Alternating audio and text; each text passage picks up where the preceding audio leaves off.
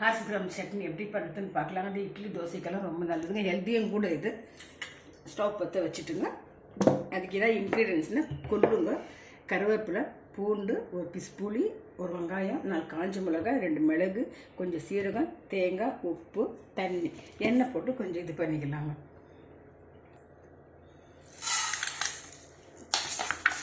கொள்ளு வறுத்தலாங்க. இதோடு சேர்த்து தேங்காய், கருவேப்பிலை, பூண்டு, புளி, சீரகம், மிளகு, காஞ்ச மிளகாய், வெங்காயம் நல்லா வதந்துருச்சுங்க.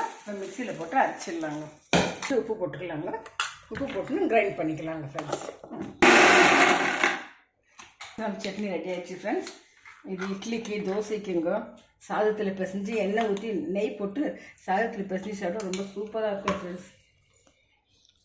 வாங்க ஃப்ரெண்ட்ஸ், எல்லாம் சாப்பிடலாம். நீங்களும் ட்ரை பண்ணுங்கள் ஃப்ரெண்ட்ஸ். இது ரொம்ப நல்லது ஃப்ரெண்ட்ஸ், ஹெல்த்தி கூட இதுங்க. ட்ரை பண்ணுங்கள் ஃப்ரெண்ட்ஸ். தேங்க்யூ ஃபார் வாட்சிங்.